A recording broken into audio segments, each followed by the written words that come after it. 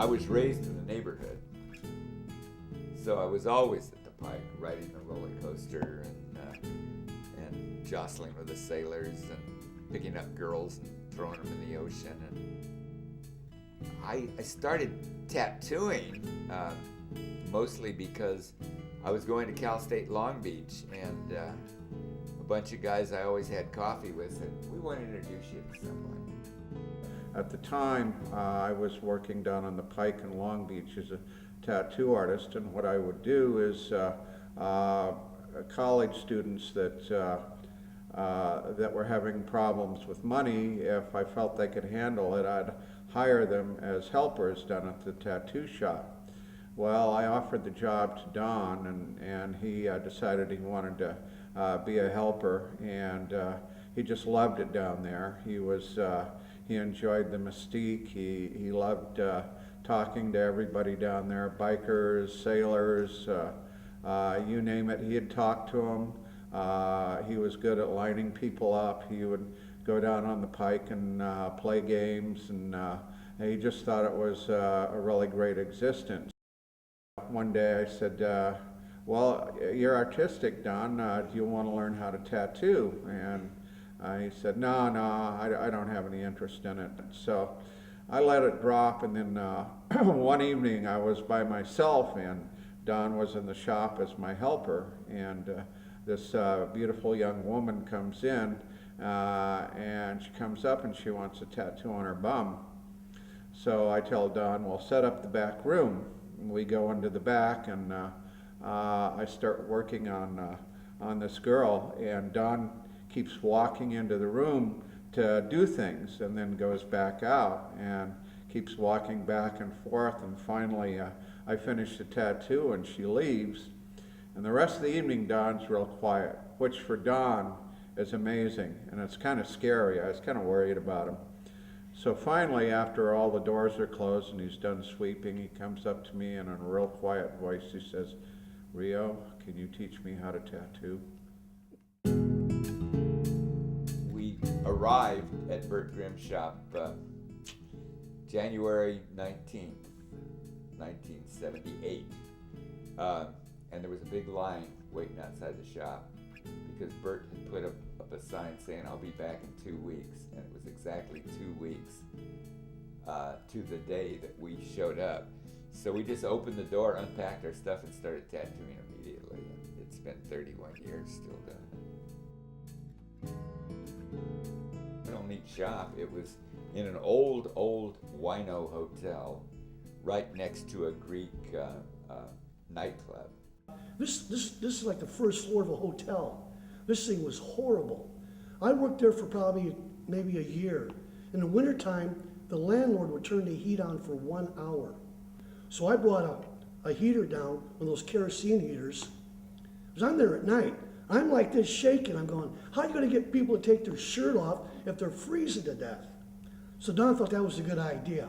But as long as I keep the door cracked so the fumes wouldn't kill everybody. Lots of winos, lots of railroad tramps. A lot of our customers were railroad tramps. And they'd have a good day panhandling, come in and get, had spent a lot of money on tattoos. The winos and the street kids and the small town rowdies had just made it a great world for us in those days. Burt taught Mary Jane to tattoo. I bought the shop from Burt. Mary Jane started in 82, which was pretty close. I mean, it's 4 years after I got here. And I was working in my own studio, working on my thesis for the art museum, and Don Deaton came to the door, and he pretended that he was a customer. He's about as subtle as an earthquake, so that didn't last very long. He said he wanted a unicorn or something small, but he was covered with tattoos, and he was picking up my equipment and machinery and mumbling around. And I showed him some sketches I was working on that had no outlining on them at all, and showed him some early tattoos from the thesis, and he was very polite, and he looked at them and he went, when are you going to finish them? Don likes black. These had no black in them at all. And that was my first encounter, when he came in and pretended to be a customer. Even before I met Burt Grimm, I remember watching him tattoo. had a toothpick in his mouth, and he'd put his fingers behind his suspenders and say, "Now for my famous 10-minute speech.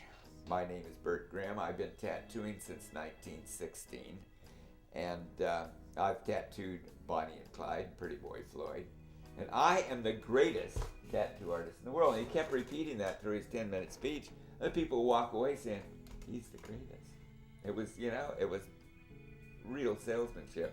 They had a bus stop out in front of the shop, and this businessman in a suit came running in saying, "Hey, do you have change for the bus?" And Bert, Don said no, and then Bert said, "But have you ever thought of getting a tattoo?" And the businessman said, no, I never thought about it. I just need change for the bus." And 15 minutes later, the guy was in the chair with his shirt off, and Don was tattooing him. Well, our shop blew up downtown. And next door to the shop, there was like a hobo place where, hobos and street people would check in their bags and stuff. And, well, one time a guy checked in a bag and it blew up. So it literally rocked the foundation of the shop, like moved stuff over half an inch. And I turned on the TV around 5 in the morning and stuff before I had to go to work, and I looked at the TV set and there's our shop on fire, and I had to call Don at 5 in the morning. He usually gets home around then, so I knew he's either just going to bed or whatever. And I'm all, "Don, the shop's on fire." And he's all pausing for a second, and he's all, "Mickey, that's not funny." And I'm like, "I'm not kidding, Don. Look at the TV set. Turn on the TV." Then he told us we couldn't open the shop up because the foundation was just moved. We had to move. And I'm going, now what are we gonna do? I didn't know what to do. Don found a place to move to, probably about 3 weeks later.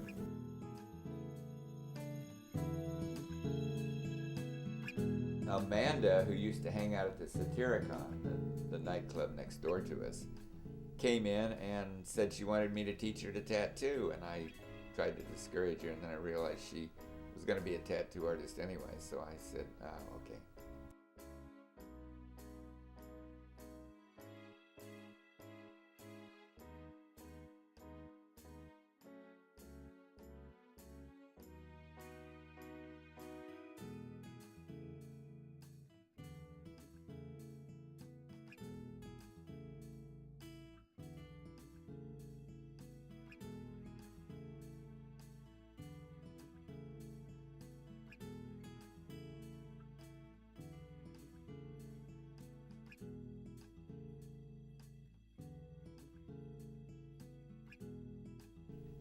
Later, Jeff became her boyfriend, and we taught him to tattoo.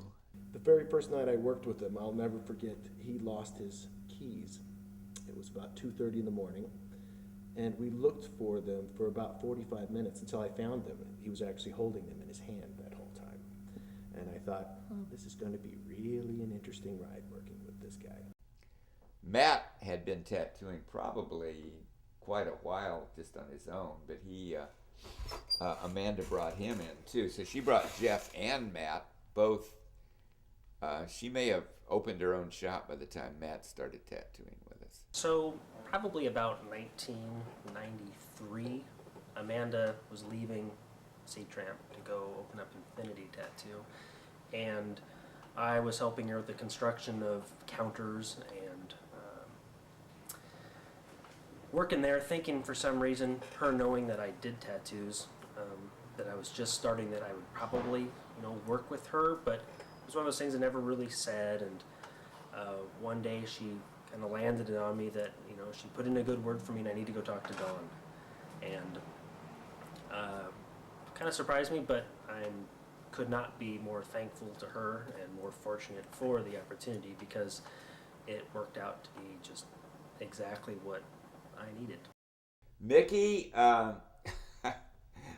Mickey was a wonderful little, sometimes hippie, sometimes skinhead street girl that asked me to teach her to tattoo. I turned him down for a couple years until I finally had the courage to be able to go forth with the project, and stepped into it and never looked back. She tattooed with me, I don't know how many years. It went so fast, and I look back, if there's anything I regretted, I can't change it anyway. Yeah, there's probably some, but I can't really. What was that song by Frank Sinatra, Too Few to Substitute, you know? There are very few businesses in this world where you can go into them and hear like some crazy music playing and then see this very large man with a beard swinging a sword around at imaginary pirates right during business hours. This happens quite a bit. A good man to work for, you know. He was fair and he was honest. If you ever get a Don Deaton tattoo, you'll have stories to tell about it forever. Some of them stories that might embarrass him, you know, like, I don't know why I had to take my pants off to get my foot tattooed, but, you know. All the wit and storytelling of Burt Grimm combined with that Robert Crumb absurdist, illustrative, and sexy humor. You wrap all that up with the anti-authority bad boy that everyone likes, and you marry it to Rosie, his wife of many years, and he's an excellent father. He's the whole package. We don't get the whole package very often in tattooing or anything else. He hasn't changed a whole lot over the years, really. He's kind of a little bit like a cross between a super intelligent gorilla, Peter Pan, and an extremely unlikely professor. I'd have to say that I gained so much from Don in the artistic realm, especially in the illustration realm, because he's an amazing illustrator. Don is just beautiful, and I still have stacks of the notes he would leave me at night with my name all done up in beautiful zoomorphics or whatnot. It was Christmas and pretty bad weather outside, and this car pulls up and I see this guy in this big Russian wool coat and this big beard and a big hat, and comes, you know, rushing to the front door, and it was Don delivering a Christmas card that he hadn't gotten to me sooner. And it's just neat to think, you know, he's doing that to Amanda, you know, he's taking one to everybody else's house too. And that's no surprise from him. That anything you wanted to be, it sounds corny, but that anything that you wanted to be, in any lifestyle, whatever you were, as long as you were true to yourself, that you can do it. And you could be that and have a beautiful life and inspire other people that way. So that was one thing that attracted me to the tattoo world in the first place, and it still does. Thank you, Don. So he was always just a really gracious guy like that, you know. I think he still is, you know. I think he's just a really big heart, and I think that shows by all the people that are, you know, so attached to him and have followed after me even, you know, that are still in love with him, you know. I mean, I remember running into him at the, I forget, it was the 10th anniversary party in Houston or whatever, 20th anniversary party, and God, I was just so flattered. I saw him walk in, and he sat down next to me, and this was like my father, you know, like my father of tattooing.